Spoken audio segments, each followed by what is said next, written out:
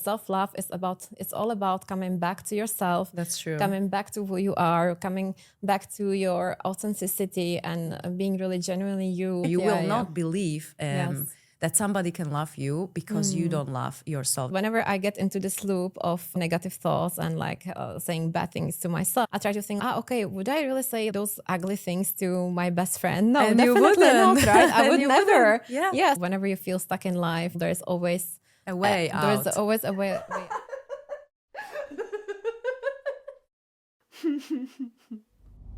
Welcome to second episode of Femisticated Podcast. My name is Lucia. I am here with Nina. And if you're listening this first time, Femisticated Podcast is all about women's world. We are bringing you different point of views on how to stay feminine human being, succeed, don't get crazy in this world full of shark where even feminism is twisted all the way around. And today's episode, we'll be talking about the most important relationship you should have and you should take care of yourself to avoid any struggles and troubles in your life. I'm not talking about relationship with your partner, husband, or kids or family members. I'm talking about relationship with yourself. And part of relationship with yourself should be practicing of self-love. And Nina, as a self-love coach, will tell us more about what the self-love is and why is it important. And also what happens when self-love is not present in your life and when it's neglected. Oh, thank you, Lucia, for this beautiful introduction. Self-love is such a big topic, and why do we keep talking about it? Why do we see it all over Instagram and everywhere? Because it is so important. Because self-love is not just taking massages or bubble bath, even though that's part of it, but it's especially the relationship that you have with yourself. This is the most important relationship that you can have in your life, and this relationship will determine all your relationships. It will determine the quality of all your relationships. It will determine the quality of your health, of course, and because how you take care of yourself and also your career and your finances, the relationship you have with money. It's really a relationship that goes deep and that affects all of us. And I believe we can all say that at some point in our lives, we struggled with self-love, right? This is such a big topic for so many of us. And I think one of the biggest things in self-love is when you feel like you are not good enough. It's usually most of the problems that we have in our relationship with ourselves and with others is that we just have this belief that we are not good enough. And sometimes this belief comes from the childhood and from the conditioning that we receive because we were so much influenced by our society, our families. Self-love is all about loving yourself through the ups and downs, not only loving yourself when you are at your highest and when you are successful and when you really like the way you look or you like what you're wearing, but also those days that you don't feel your best, So self-love is all about that. But sometimes it is misunderstood and people talking about selfishness when they hear the word self-love. But we know that it has nothing to do with selfishness. So it's very important to talk about it because self-love should be present in anybody's life. And it's not a selfishness, it's a must to practice self-love. Yes, right? Exactly. And also the foundation of self-love, it's love. So if you don't have love for yourself, how can you have love for others as well? If you come back to what really the foundation of self-love is actually love. So not only for yourself, for others. So therefore, self-love can never be selfish. Exactly. And how you can expect other people to like you or love you if you don't love yourself. So probably you won't be able to recognize that love towards you if you don't love yourself. Or even if you recognize it, you probably will think that it's not existing or it's fake you or will not believe it's not right? there. You will not believe Yes. that somebody can love you because you don't love yourself. That's why I think as well it's very important. So is there something from your life where you tell yourself you're not good enough and it stops you from doing something or achieving something in your life? Either it's at work or in any areas of life, because it can influence any areas of life, finances and your private life and also your working life, right? Yes, of course. I think all of us, I have many examples from my life, and I'm someone who struggled very much with loving myself and And this is actually why I love so much doing this work to help others, because it's been my lifetime journey somehow. And some of the examples I can think about how it showed up for me. For example, not being enough. It also has to do with imposter syndrome. Imposter syndrome, something that we talk about a lot. Imposter syndrome. Imposter syndrome. Yeah. Yes, when you feel like you are not good enough. For example, when I studied fashion, I studied in one of the best schools in UK and also here in Dubai. However, when I graduated, I was really shy to ask for money because I didn't believe in myself. So whenever I would go... I was there too. And then even when I transitioned to personal styling and coaching, it was really hard for me to actually ask for money because I did not believe in the value of my work, because deep down I had this belief that maybe it's not good enough, maybe I don't know enough. And I think this is something very relatable for so many people. And it can show up as well at your career when you want to ask for a promotion and you just feel like you are not worthy of doing more. And also it comes with the negative self-talks then. If we feel like we are not good enough, before that we probably practicing negative self-talk, even if you don't know about it, I wouldn't say practicing, but doing it to ourselves. And we talk badly about ourselves. How many times happened to you that if you did something wrong or did some mistake, you said, oh my God, I'm so stupid. And we're doing this and everybody's doing it, I think. Even my kids sometimes say it.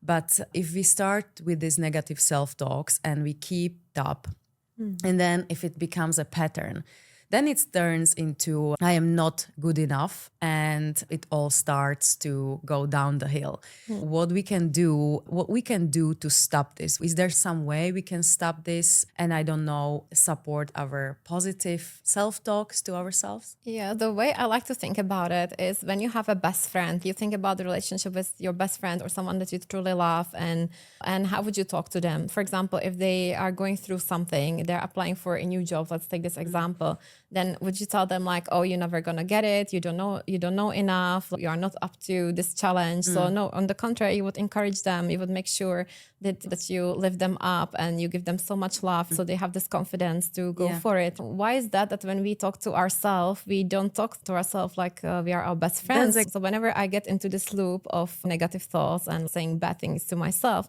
I try to think, okay, would I really say like those ugly things to my best friend? No, and definitely not, right? I would never. Yeah. So why I do that to myself? Switch your perspective and stop yourself right there when you start noticing that you are going into this loop of critical thinking and negativity.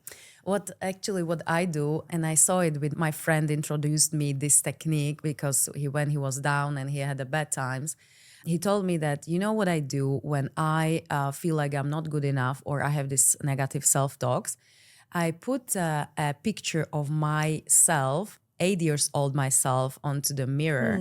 I go to that picture and I talk nicely to myself, because you don't talk badly with 8 years old, and it's very innocent child and you just want for the child the best, and if they are down you want to lift them up. So he said, I go to this picture and I say, you are amazing, you are great, you can do this, you are brave, and I admire you, for example. And you smile at the picture, then you smile to your face in the mirror. And this positive self-talk should be repetitive until you realize that actually you're talking to yourself, just much younger self, and you would never have a negative talk or self-talk to yourself. If you know that you're brave, you know that you can do it. So why would you talk negative with yourself? This is so beautiful. Yeah, it is. It's very nice. And it's beautiful, like this part of like inner child healing, when we really look at ourselves and what would be like, tell us, like the younger self, if you see this little girl sitting in front of you, you would definitely not say anything back to her. You would make sure that you show her so much love. So this is such a beautiful example. Yeah, so this positivity needs to be present in our lives, in our relationship with ourselves. And as I said at the beginning, this is most important relationship you should take care of first, and then the others come. So positive self-talk is one thing, but what is other thing that we can do, other signs of self-love that we can that can be present in our life to make our life easier for us? What is it? I believe self-love is a living practice. It's not a destination. It's not something that you are healed and you reach the destination. It's not something to walk towards. It's something that you practice every day. And that practice will look different each day, because it depends on what you need each day. It's something that you practice every day, and there are so many beautiful tools as well, and it can be a very healing and deep work as well when you actually come back to yourself and you come back to who you truly are, and you start to uncover some reasons from your past, maybe, to why is that you have this belief about yourself. Like, why do you believe those things about yourself? Why you tend to come to this negative self-talk, right? Where is it coming from? Yeah, actually? where is it coming from? Yes, exactly. So maybe also part of self-love could be asking of an help, because if you very overwhelmed with all of the activities, especially women, when they are moms, they take care of the kids, they go to work, they're working, and sometimes you feel like you are in a whirlpool and you're doing things over and over again and you don't have any time for yourself. You get overwhelmed. I think the asking of help of anyone, like maybe to have a nanny at home or to have other the one who is taking care of your kids when you want to have some me time, or even in a plane when you are flying with your family, it's not only you who needs to be there with the kids or with the baby if you have a baby an entire flight. This reminds me actually a story from this summer. I was flying many times this summer, and on many flights I saw families with kids and with little baby, and I remember this one woman who was having like maybe 1-year-old baby in her arms for 6 hours, not having any rest, not even eating. And actually, she wasn't there alone. She was there with her husband and another kids. But I felt sorry for her because she looked like she's gonna break down any second. And I don't know what the deal was between her and her husband and why she didn't ask him of an help. But she looks like she is really getting a breakdown in any minute. And I think that part of the self-love should be asking of an help. She survived the flight because I met her after when we were taking the luggages. But I think that it was very hard. I saw it in her face. I saw it in her body postures and gestures. And I remember myself in the same situation, but I always told my husband on a plane, you have to take this because I can't do this anymore. My back hurts. I need to relax at least for 10 minutes. You have to also have a partner who is on your side and who can help you with the things. And we know that we are not superheroes. We are not super moms. We can actually handle lots of things. But what is the result? What is the impact on our health? What is the impact on ourselves when we try to handle everything ourselves? Yeah, this is such a good point. And it comes to the question why, especially for us women, it's so hard to ask for help. And I can really relate to the story because I have a 10-month-old and I traveled back home alone. So I can totally relate.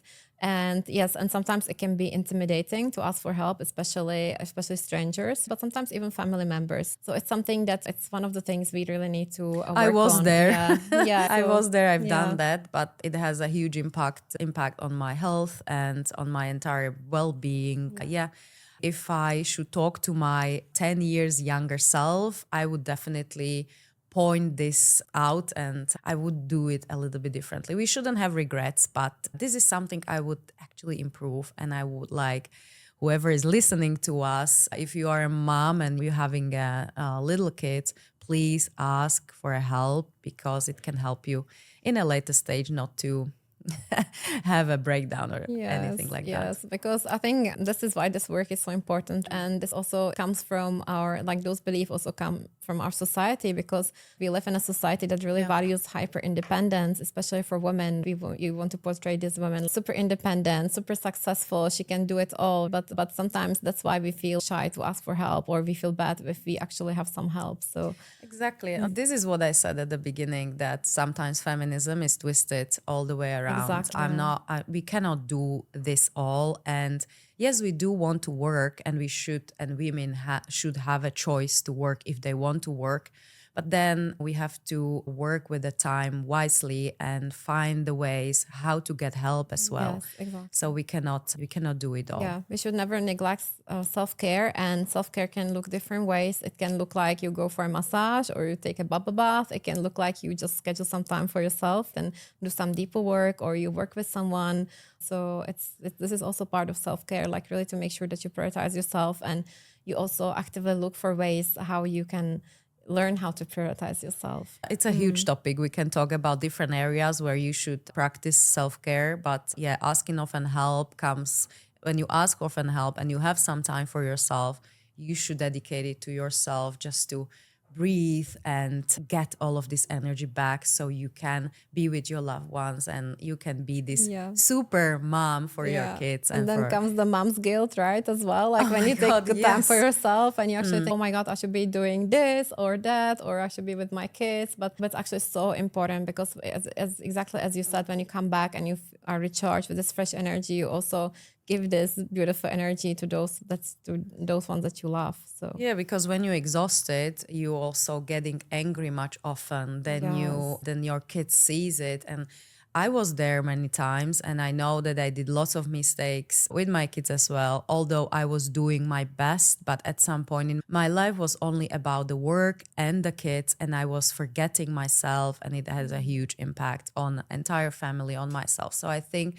that this is the learning here, and I take this learning as a huge learning for myself, and I'm trying to do my best regarding the self-love and self-care topic in my life right now. So if I knew this 10 years back, I think there would be much different things happening in my life. But yeah, you shouldn't regret things that you've done already. yes, exactly. It's also part of self-forgiveness because one of the very important steps we can take towards loving ourselves more is to forgive ourselves for the things we did not know or we could have done differently. Because exactly as you said, when you go in this self-development journey, that you actually become aware of the things that you did in the past that were not right, and you have this new knowledge about things, it's very easy to go back and say, oh my God, why didn't I do this differently, and blame yourself for that. It So happened. it's very important to forgive yourself, but not only forgive yourself, also forgive those around you that maybe in that case, or in that case didn't do something, like didn't offer help or something, because maybe they also did not know or they were not aware. So it's all part of this beautiful healing journey. It was amazing that I forgave myself for everything I did in the past, did some mistakes or did some wrong things, but also to others around me. And suddenly this amazing peace came to my mind and my soul. And what happened is when I forgave these people around me, I didn't have the urge to meet some of them again. Although before that, I always wanted to meet them, talk to them, and be in touch with some of them, even if they hurt me somehow.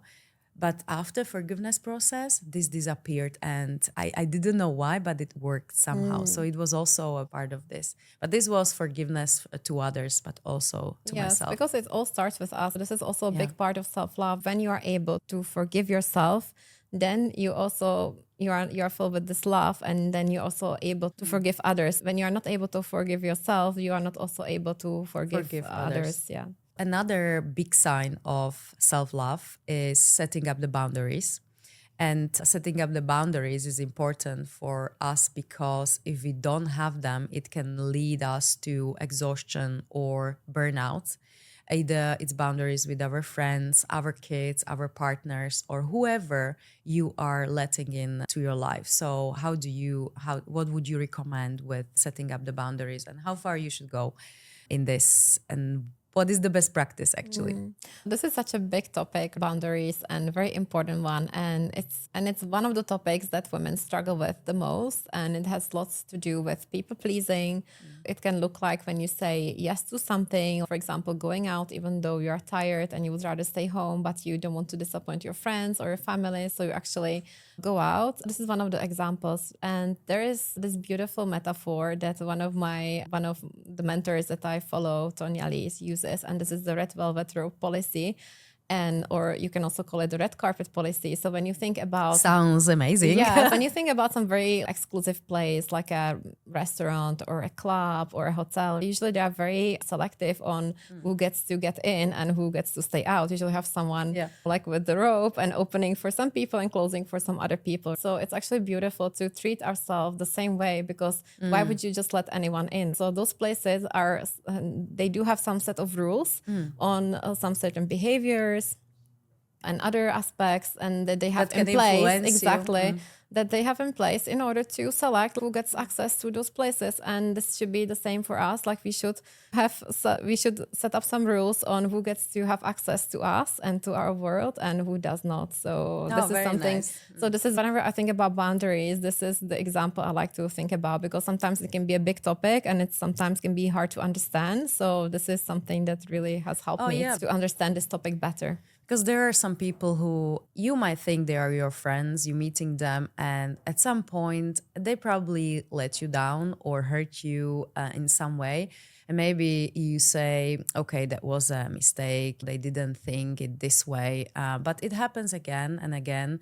And you feeling less and less happy about yourself and you doubting yourself because some of your friends tells you something bad about you. That happens as well. Friends shouldn't do that, but many times when you meet people, they do. And yeah, we should choose friends and people we are meeting with carefully. And I think we should meet with people who lifts you up, also tells you the truth, but very carefully and with the intention to help you to move forward and lift you up, not to take you down. That's very important. So this could be also, this is a huge boundary you can do for yourself, set for yourself actually. Yes, definitely. So I call those people energy vampires, and they don't necessarily have maybe they don't have even a bad intention, or sometimes they don't, but maybe they are just somehow miserable and they enjoy being miserable and they just drag you into it. So every time you meet with them, I had this friend like very long time ago and she was very negative about everything. And every time I meet with her, I would just feel awful because anything I would share about my life or anything I would be excited about, she'll just say, oh no, it's not that good and it will not work out and nothing works out for me and nothing works out for everyone. And it's like generally being very negative. So every time I left for meeting with her, I felt really down. But then I would go and meet her again because I felt like I need to do something to help her because I would recognize she actually needs some positivity. So I would try to lift her up, but she was actually the one dragging me down. So I call it like the energy vampire. And we need to be very careful of those people in our lives. And this is when we can use the boundaries, for example, as well to, I'm not saying like leaving your friends behind, but set up some rules on how and when you're going to interact with them. And you don't really have to sit through it. Exactly. And it also can happen at work because when, for example, when you're an entrepreneur and you are answering the calls or WhatsApp messages at 11 o'clock at night. Come on, you don't have to do that. I was doing it for a long time. Yes, that's why I felt so exhausted. But then I told myself, why am I doing this to myself? Why am I so bad with myself? Because this can wait until tomorrow morning. So I stopped at some point to work from certain hours and I let people know that I am here from this time to this time. Of course, sometimes you have to be flexible if you're working on some important project and you have some deadlines and it's a question of life or death. Which never is really. Which never is death. But yeah, so I stopped answering these phone calls or WhatsApp messages and everyone had to actually understand this. And now I don't even bother. If somebody writes me at 11 o'clock, I'm like, okay, I'm gonna do this. I'm gonna dedicate my time in the morning and I cannot do this anymore. And it can be also at home with your kids. My kids right now, they are 10 and 5. They are 2 boys. And they still coming to my bed. They sneaking in to my bed. And don't take me wrong. I love it. I love this energy. I love all of these cuddles. But sometimes when I have to sleep well and I don't want to have these kicks to my face or to my belly or wherever present at night and I want to sleep through, then I started to tell them, listen, I need good sleep because I have something important today. You need to sleep in your bed. So this is another boundary I started to practice. But yeah, then this mom's guilt comes. And whenever I lay down in the bed, I'm like, oh my God, that would be so nice if they were here. But I cannot do it because I will be very tired in the morning. So you have to choose your side. And then after some time, this guilt will disappear because you tell yourself you're doing it for yourself and also for them to have this harmony around. Yeah. That's such a good point about boundaries, right? Because the thing about boundaries is if you don't have strong boundaries and people will try to stretch them, then always move them. So one day it will be like, for example, if we think about this example from work, right? So it will be like, oh, one day it's okay to work 1 hour later and it's fine. And for example, your boss sees that it's fine with you. So the next day he will ask you or she will ask you again to stay 1 hour late, and then it will be 2 hours late. So you really need to have this firm boundaries, because other people, if you don't have strong boundaries, other people will try to stretch them and see how far they can actually push you. Also, another example, when you have your own business, you at some point you're gonna have your employees. And what I would recommend everybody, just reconsider if you're going to hire your friends to the business, because that's a two sides situation and it doesn't have to go a right way. I learned this from my own mistakes. If I should go back now in time, I would never actually hire my friends or somebody I really know and I talk on a friendship level, because it's hard then to go to the negotiation about the salary, about everything. And when you set the rules at the beginning and still they are not followed, and they still comes this request that we haven't talked about at the beginning, then you started to think, why am I doing this actually? Why did I hire someone I knew, some friend I wanted to help, and not some stranger? So I wouldn't do this anymore. Of course, we also work together. We are also friends, but we are partners. It's not like I'm employing you or you're employing me, and we have the one goal that we're going after, and we are building our company from scratch. So I would say that this is a different example, but also I was very careful by choosing the partner, and I'm really happy that I met you, because I think that we can do lots of nice things together and help many people and many women on their journey to their success. But it's also thin ice when you're choosing the people. So if you are someone who has your own business, think twice who you're going to let in to your business or who you're going to employ, because it can influence entire company dynamic. Yeah, of course. And it comes back again to having those strong boundaries and to really making people know that this is the rules and this is what you agreed on. And you're right, it's so much harder to have boundaries with family or friends rather than strangers. And this is where we struggle the most with boundaries. Because you want to be nice, with you want to family be and with kind. friends. Yes. So it's also important to remember that even though it's your friends or people that we love and they love us, we still have to put up those boundaries and to also not only to put them up, but to also make sure that they respect them like in a loving way. Because if they truly love you, they will respect your boundaries, because this is your wish. And if somebody doesn't respect it, then it's other music to your ears. And I think that person is not, as you said, loving you enough to respect it, then I think you should walk away. Although it's very hard to walk away on a family member, close family member, but if it's possible, if we're talking about cousins or I don't know, mother-in-laws or I don't know, it can be any other example. And if it's possible to eliminate that contact, then you should do it, because if you are not respected, your wishes are not respected, or whatever you are happy with, and you're not hurting others with your wishes and with your actions, then I think that person doesn't have any place in your life. Yeah, exactly. And it all comes back to self-love, right? Because sometimes, not sometimes, but all the time, the relationship that we have with others are actually a reflection of the relationship that we have with self.